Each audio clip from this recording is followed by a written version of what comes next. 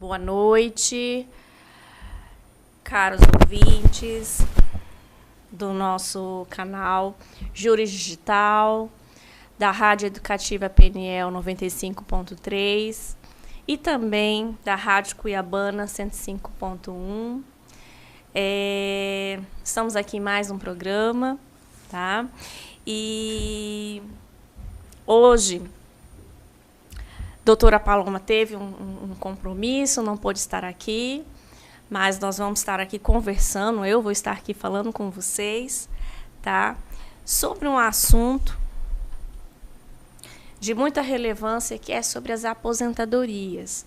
Nosso último programa, nós falamos muito sobre a aposentadoria rural. E depois do programa vieram várias perguntas, questionamentos sobre a aposentadoria urbana, né? Dos requisitos, de como que funcionava, de onde, né, as pessoas, os cidadãos poderiam buscar informações sobre a aposentadoria. Então, para a gente poder falar sobre esse tema, a aposentadoria perante o INSS, nós temos também, assim como a gente conversou na aposentadoria rural, a gente precisa entender quem são os segurados, né? Quem são as pessoas que contribuem para o INSS, que na verdade é para o regime geral de previdência social, tá? Então, aí a gente pode estar começando, né, a falar desses segurados, que a gente fala assim, segurados obrigatórios, que são aquelas pessoas, né, que contribuem para a previdência social. E o primeiro deles aqui que nós vamos falar é o segurado empregado, tá? Assim como tem um empregado lá na aposentadoria rural, nós temos na área urbana um empregado, que é aquela pessoa que exerce uma atividade com carteira assinada, tá? Essa pessoa vai realizar tarefas, né, com todos os requisitos, que aí a gente pega ali do gancho do direito do trabalho, tá?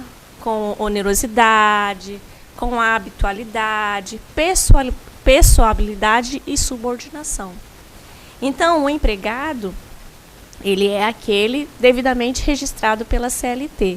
E aí nós temos também aqui os empregados domésticos, tá? Nós temos também essa categoria aqui como segurado. Nós temos o trabalhador avulso, é um outro tipo de segurado obrigatório, tá?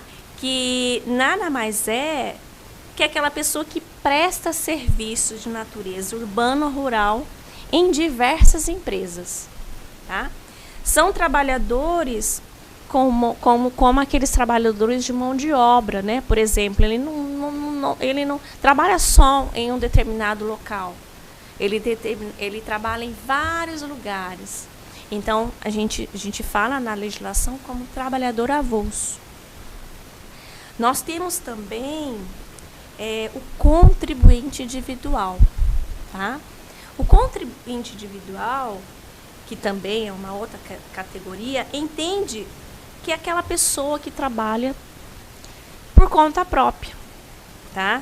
É o famoso, vamos dizer, autônomo, tá? Ele presta serviço de natureza eventual a empresas, sem vínculo empregatício, ou seja, sem estar registrado na CLT. E também, né, nós podemos aqui falar o segurado especial, né, que nós falamos muito no último programa, tá? Que é aquele que aí a gente vai falar na situação de que trabalha em regime de economia familiar, mas ele é mais realmente voltado para ali a área rural. E nós temos os segurados facultativos, tá? Que são aquelas pessoas com mais de 16 anos que não possuem renda própria, mas optam por contribuir à Previdência Social. Tá bom? Também são aquelas pessoas donas de casa, desempregados, estudantes bolsistas, enfim. essas são as categorias. Bom, antes de falar, né, propriamente dito, nas questões das aposentadorias, nós temos que falar assim que esses segurados, quando eles têm alguma dúvida ou algum, vamos dizer, algum questionamento a fazer, hoje o INSS, nós temos formas, nós temos mecanismos de buscar essas informações, tá? Dentro da atividade da advocacia, muitas pessoas só buscam ter essas informações quando está lá prestes a aposentar. Mas eu aconselho, recomendo que os segurados, tanto empregado como contribuinte individual e outras categorias, não deixa só lá quando tiver quase com 60 para buscar as informações, tá? Busquem durante todo o seu trabalho, porque hoje você pode, e aí muitos colegas, né, já trabalham com isso, com o planejamento previdenciário. Você pode planejar a sua aposentadoria mesmo sendo ela no INSS, tá? Por quê? O que acontece na prática?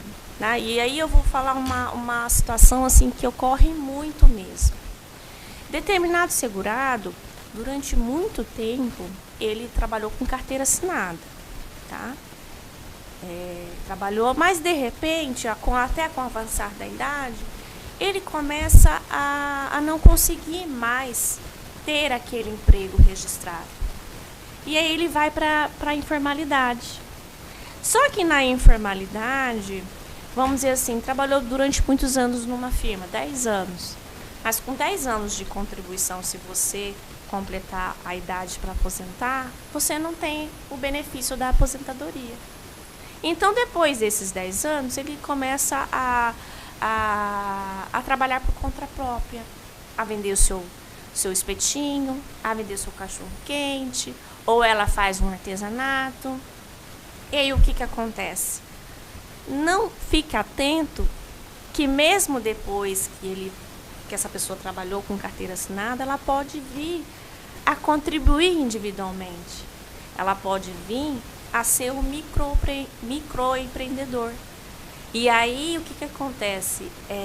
Sendo contribuinte individual, sendo microempreendedor, né, ter o MEI, você tem outros mecanismos para poder contribuir com a Previdência Social.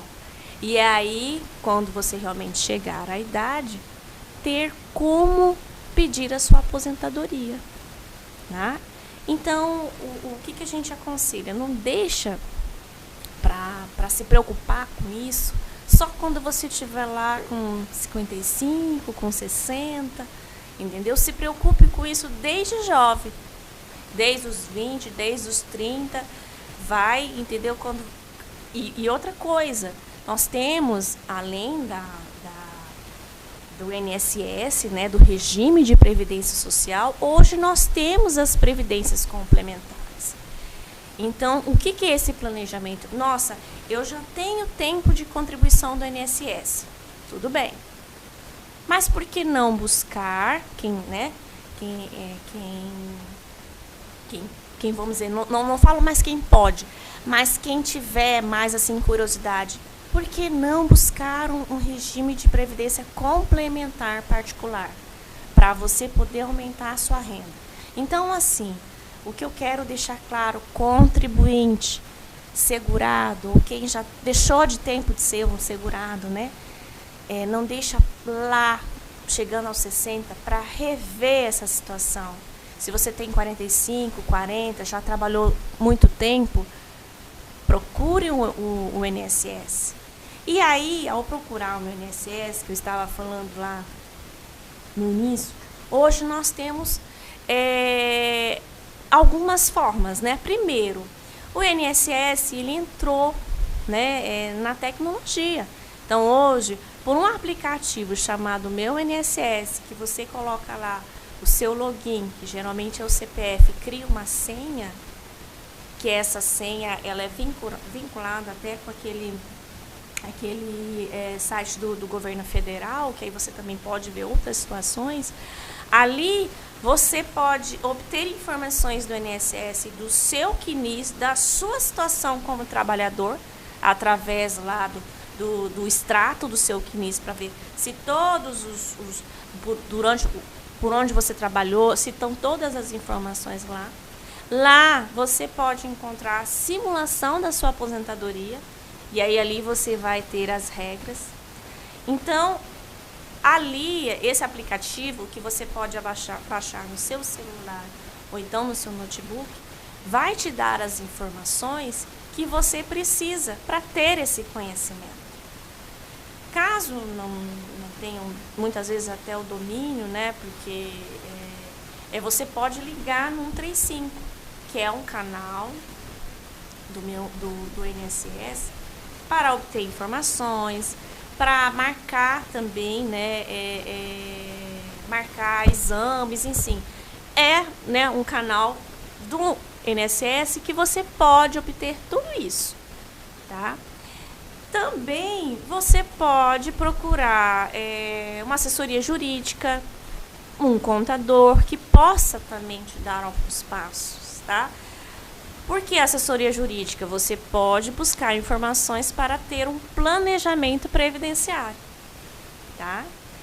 Que nada mais é que, vamos dizer assim, hoje eu já estou com 50 anos. Eu vou fazer uma análise, a assessoria jurídica vai fazer uma análise de como que está o seu histórico. Ó, daqui a 12 anos você já pode aposentar por idade, né?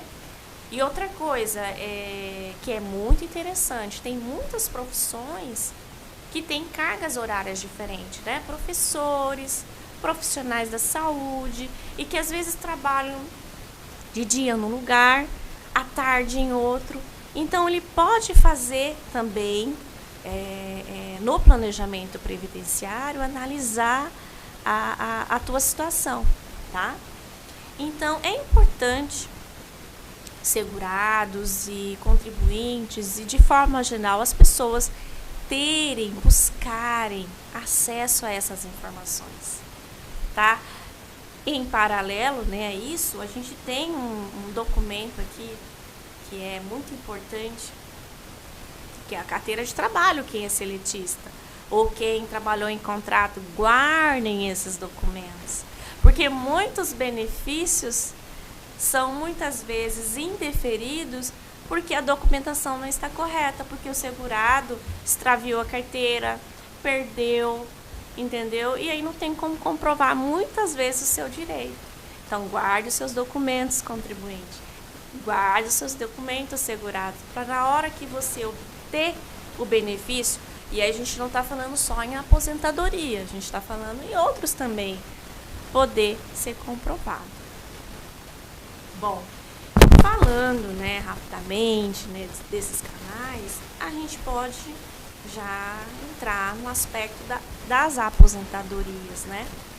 Que hoje nós temos a aposentadoria por idade, nós temos a aposentadoria da pessoa com deficiência, tá? Nós temos a aposentadoria rural, que a gente já comentou, mas vou falar aqui novamente. E também nós vamos aqui falar hoje na aposentadoria por invalidez, tá? Então, primeiro, vamos aqui falar de regras principais, tá? A aposentadoria por idade urbana. Que regra que nós temos hoje? Você tem que contribuir, você segurado tem que provar o requisito idade e requisito contribuição. Requisito idade: 65 anos para o homem, 62 para a mulher. Contribuição: ter 180 meses de contribuição, tá? E nesse critério de aposentadoria por idade urbana, vamos ali ressaltar, só para que muitas vezes nem todos assistiram o programa passado, relembrar que lá na aposentadoria rural, nós temos a diminuição de idade, tá? Mas aí tem os outros critérios, né? Algumas diferenças de comprovação, tá? Então, na aposentadoria por idade rural, nós temos também critério idade e critério contribuição. Critério idade, 60 anos para o homem, 55 para a mulher. E o tempo, 180 meses. Tá? Documentação, aí vai variar. A documentação da área urbana vai ser a carteira de trabalho, se é segurado, que muitas vezes trabalhou como contrato temporário, aí tem que ter a contribuição, a comprovação da contribuição lá no extrato do segurado. Quando é rural, aí depende da situação do rural. Se for um segurado empregado rural, aí vai pela carteira de trabalho. Se for um contribuinte individual, se for na área rural, né, tem que ter a contribuição e a comprovação da atividade rural, né? Agora, se for urbano, tem que ter a comprovação das contribuições individuais, que vai estar ali, para estar ali em regra no sistema do INSS. Tá? E aí nós temos também, relembrando da aposentadoria rural, quando é o segurado especial, quando ele trabalha em regime de economia familiar, que aí hoje precisa da comprovação do preenchimento da autodeclaração, tá? Então, não basta só fazer o pedido, tem que preencher essa autodeclaração com o mais detalhe possível da sua vida na zona rural, né? Quando se trata de segurado que trabalhava em regime de economia familiar. Voltando aqui também, né, para as aposentadorias na esfera urbana, nós aqui vamos tratar hoje da aposentadoria da pessoa com deficiência por idade. Tá? Critérios.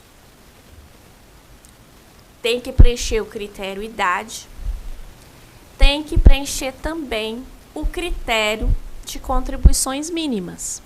Idade, 60 anos para o homem, 55 para a mulher.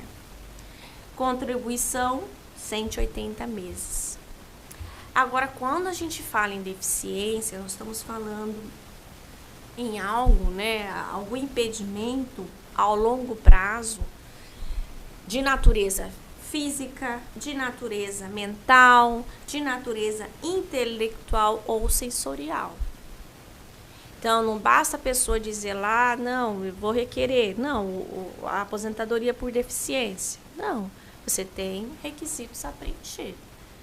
E aí, quando se trata de pessoa com deficiência, o INSS ele vai analisar esses requisitos, mas o principal, ele vai marcar uma perícia, né, vai verificar qual é o grau de deficiência dessa pessoa. Se é física, se é intelectual, para depois conceder o benefício. Então, é marcado uma perícia, né, para poder requerer o benefício. E todos esses benefícios, né, quando nós conversamos, quando eu estou aqui falando, quando a gente pede informações, eles podem ser requeridos, que antigamente o contribuinte ia nas agências, hoje você pode requerer esse benefício pelo 135, pelo aplicativo Meu INSS.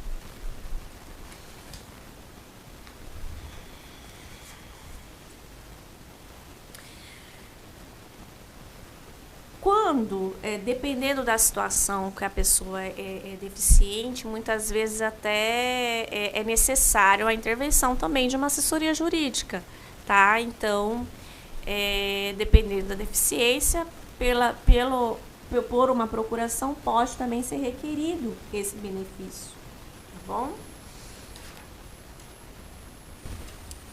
Aí nós temos aqui para falar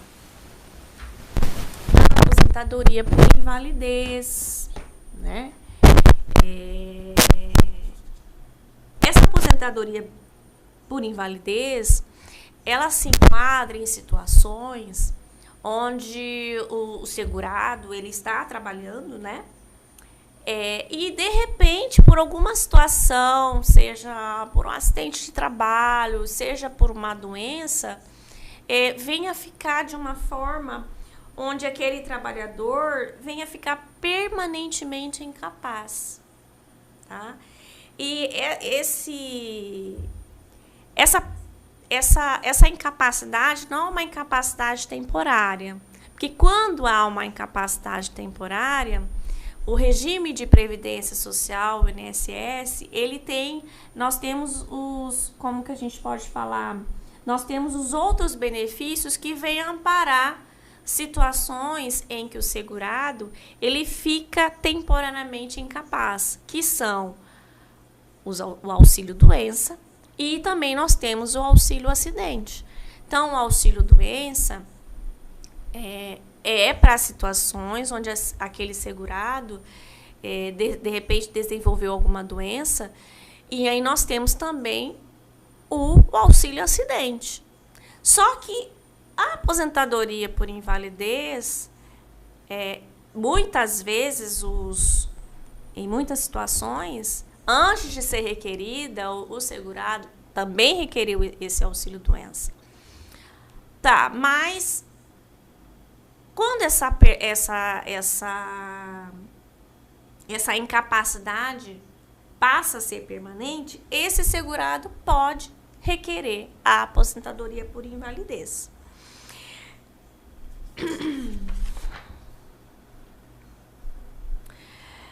E essa incapacidade permanente, ela vem a se tornar tão assim, vamos dizer assim, grave, que não pode ter nenhuma reabilitação para uma outra profissão, tá?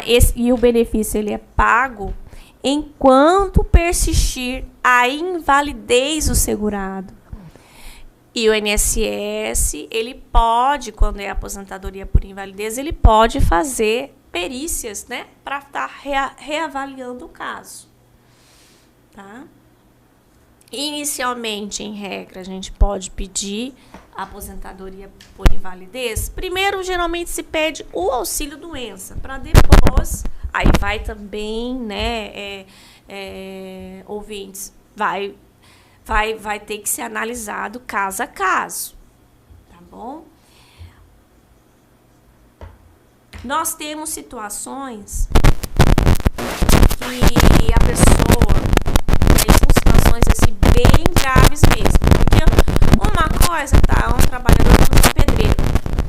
Um pedreiro, de repente, ele devido a um acidente, ficou com um problema permanente nos pés. Tá, naquela função ali de pedreiro, ele não vai poder mais exercer, porque ele precisava daquele apoio, tá? Mas para a vida dele, o dia a dia, ele ainda consegue fazer outras coisas. Então, ele pode, né, devido a se comprovado que a instrução de escolaridade, se comprovado que ele não tem como exercer outros meios, ser aposentado por invalidez. Só que há situações, caros ouvintes, graves, mas tão graves, e isso graves no sentido físico e no sentido mental também, tá? Que mesmo sendo aposentado de forma permanente, o INSS, a Previdência Social, ela criou um adicional. Esse é um adicional, a gente fala, de 25% para os aposentados com invalidez que necessitam de uma assistência permanente de outra pessoa.